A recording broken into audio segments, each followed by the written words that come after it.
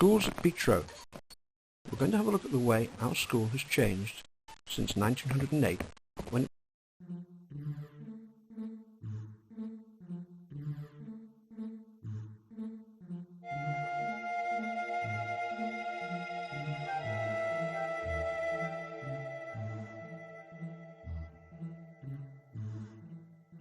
Beach Road School opened in 1908, but it actually began in 1903 in Scarisbrick Avenue.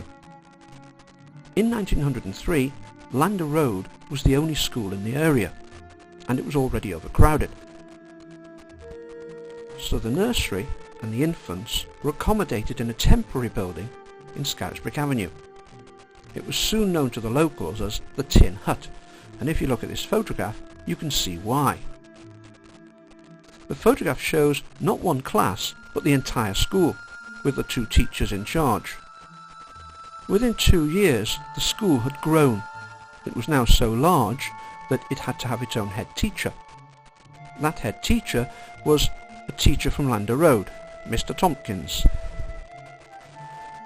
By 1908, a brand new school, a council school for boys, girls and infants, had been built in Beach Road. When it opened, Mr. Tompkins became the first head of the boys' school. Now, this photograph was shown to me by quite a few people who told me that this was Beach Road School. But it can't be. Why not? Well, Beach Road School opened in August 1908. Look for a date on this photograph, and you'll soon see why this can't be Beach Road. In fact, it's probably Lander Road School. The children are celebrating Empire Day. If you look at the way they're dressed, they're meant to be children and adults from all over the British Empire. Perhaps you can guess which countries they're meant to represent.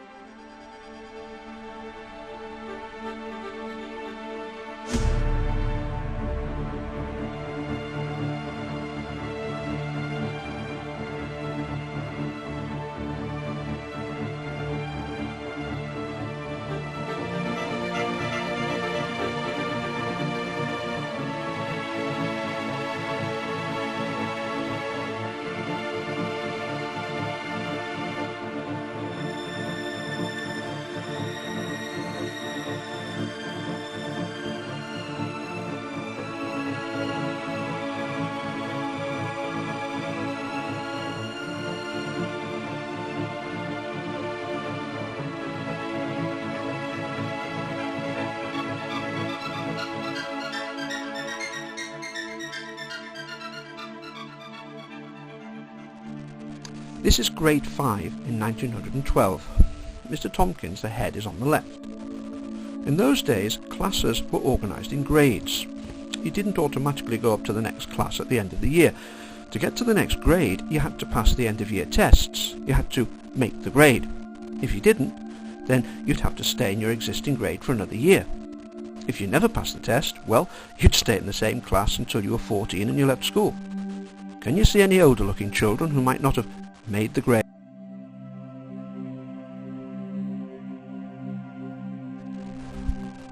This is the staff of the boys' school in 1912. What famous ship sank the same year this photograph was taken? The lady teachers were actually paid less than the male teachers for doing the same job. Mr. Tompkins, the head of the boys' school, was paid a lot more than the head of the girls' school. Look at the clothes. How are they different from today? Where these people are sitting is now the nursery. In those days, it was the boys' playground. At the other side of the wall on the left was the girls' playground, which is the one we actually used.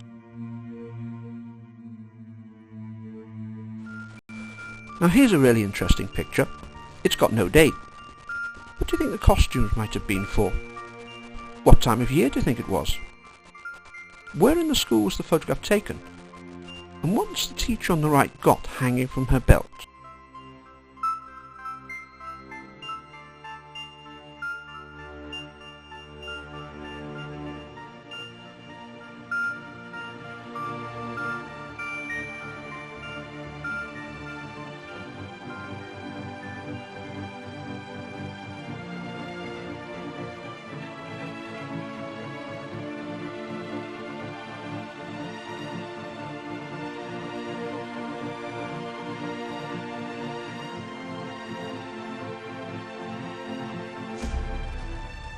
Here's grade 7, the boys in 1913. What sort of shoes are the boys wearing?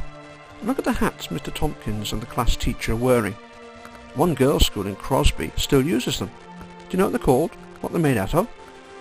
Mr. Tompkins, the head, is not actually wearing spectacles, but he does need something to help him see.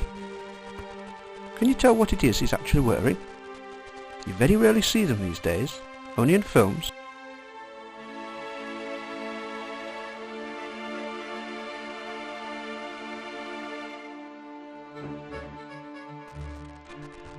Here's grade 3 in 1916, during the First World War. This is one class. It's quite large. How many children are in this class? And what do you notice about the way the boys are dressed? Can you work out where this photograph was actually taken?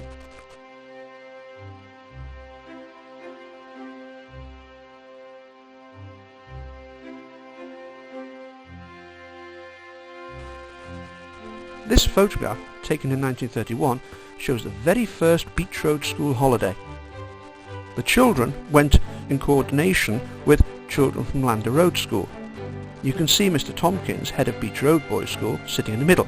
He's the man with the moustache smoking a pipe. Can you find the Lander Road teachers? There are 2 of them.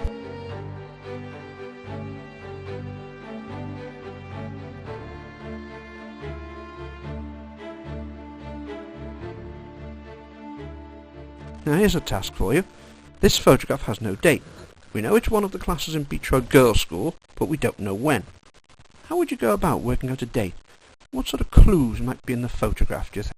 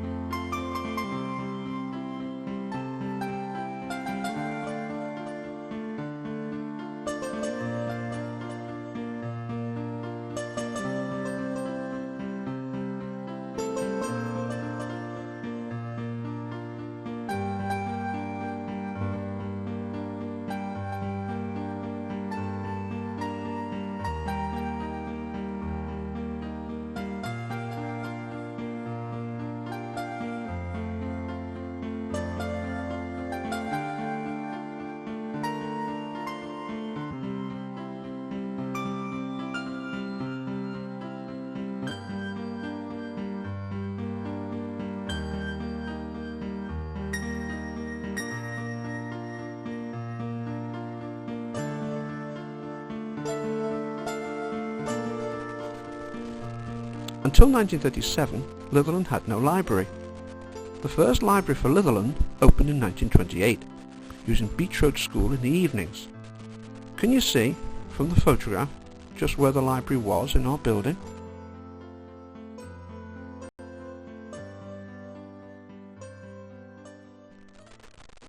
If you've ever wondered what an infant class looked like in the old days, here's one for you.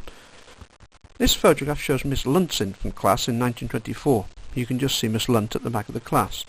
It's in the old building, the one we don't use anymore. Unlike the older children, infant classes had boys and girls in. Compare it with your classroom today. How is it different? And what have the children got propped up on the desks? What do you think they might be?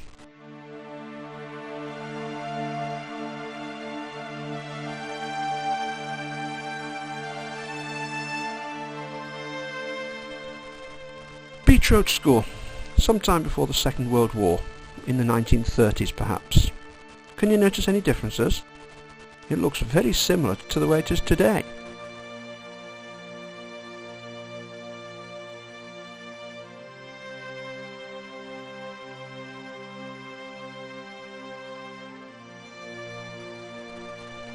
"80 years ago, everyone was proud to be a member of the British Empire. On Empire Day, once a year, parents, staff and pupils from all 3 Beach Road schools would gather in the boys' play court for a special celebration. Here, about 1930, you can see local councillors on the stage, including the head of Litherland Council, we might call him the mayor today, ready to make a speech to the children. Can you see Mr. Tompkins? He's not actually on the stage. And look at those prams, how different are the prams today. And notice all the women are wearing hats.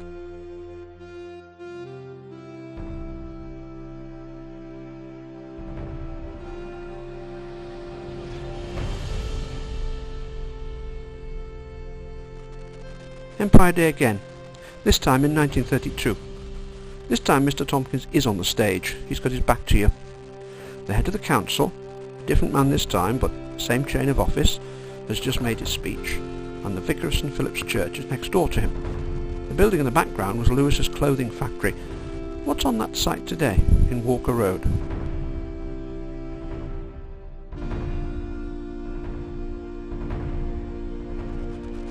Here's another boys' class, this time the senior boys. They'll be 14 in 1932. Compare this with the class photographs taken in 1913 and 1916. What's changed?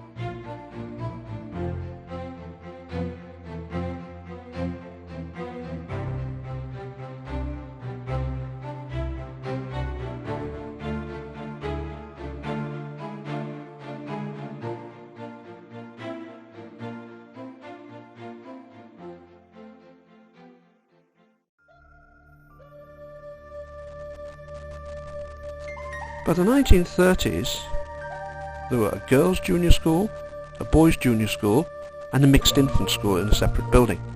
Here, the girls are doing cookery. What are they making? The girls did cookery and sewing, and the boys did craft. The boys did not usually do cooking, and the girls didn't often get to do craft. In fact, when I began teaching at Beach Road in 1981, boys and girls both did art, but the girls did needlework and cooking, and the boys still did craft. Doesn't sound fair, does it? What do you think?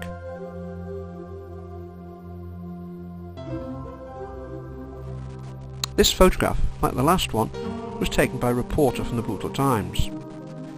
While the girls are making bread, what are the boys doing?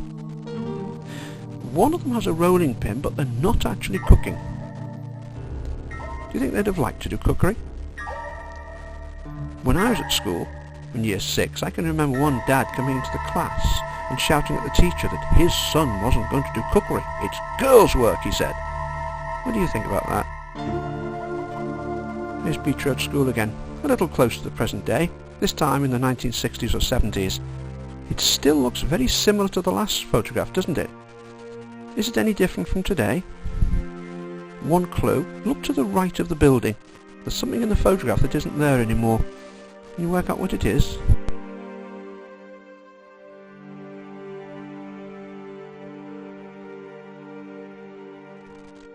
Here's an aerial photograph taken about the same time, sometime in the 1960s. How many differences can you spot? What's been taken away?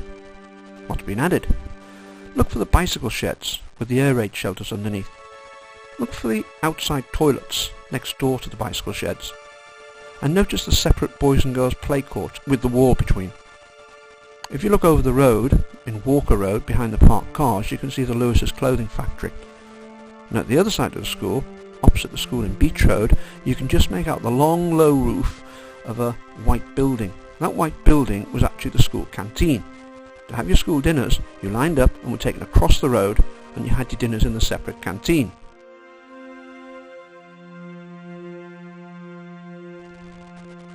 This photograph and the next few all show the school play courts during the 1960s. Notice I said play courts, though more than one. If you look at that aerial photograph again, you'll notice what I mean. Can you work out where about this was taken? And how's the play court different? Are the clothes any different?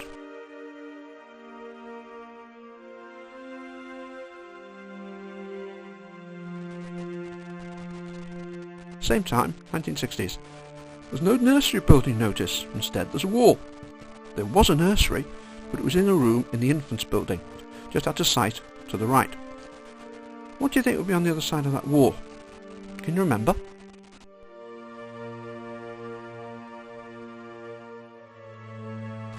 Well, here is the other side of the wall. What can you tell me about these children? And look at the windows in the school. Some of those windows are missing now. They've been blocked up. Which ones? Were. And look at the background on the other side of Beach Road. What's there today? What was there then?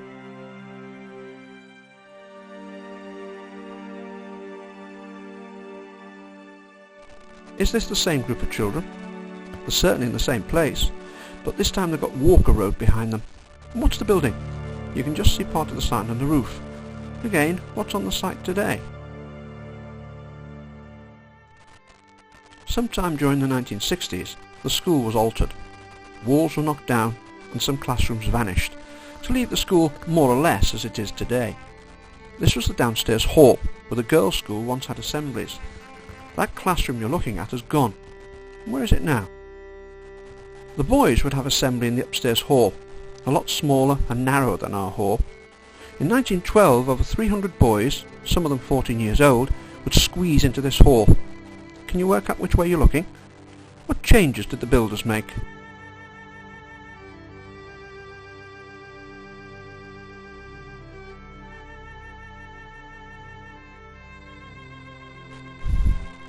Upstairs hall again, before it was altered. This time you're looking the other way. What do you think those black boards are for? Are there any left? And what object is in this photograph as well as the last one? Now behind that wall on the left were two classrooms. Next time you're in the hall, see if you can find any evidence of the wall or the classrooms. Both have long gone. But have a look on the floor. For many years, until Mr. Roberts became head, the school collected money to support the RNLI, the Royal National Lifeboat Institution, the lifeboat service. Because we raised so much money, we had regular visits from the lifeboat crew to collect cheques and talk to the children. This photograph was taken sometime during the 1980s.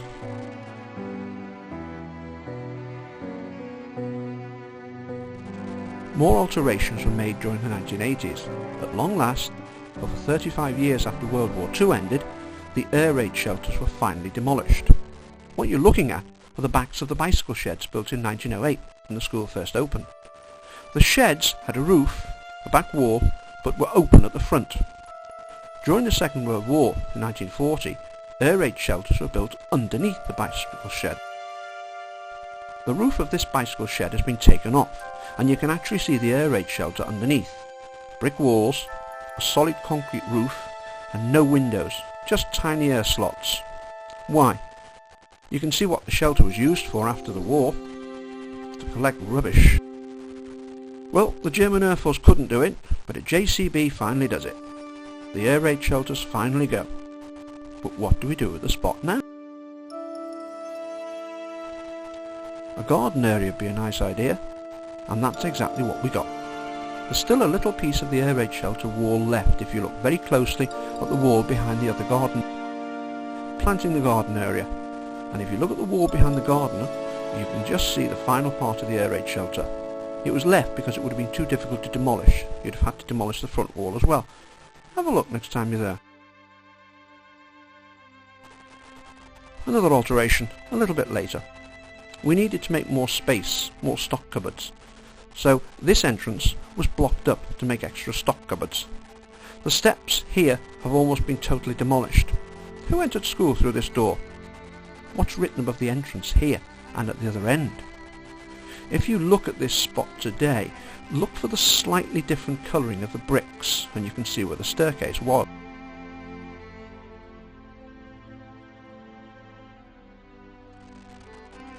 Well, that's all for now. Let's end with this photograph of the soccer school last autumn. Can you think of any other changes that have been made to our school recently? What new photographs do you think we should add? And what changes would you like to make to our school? Goodbye.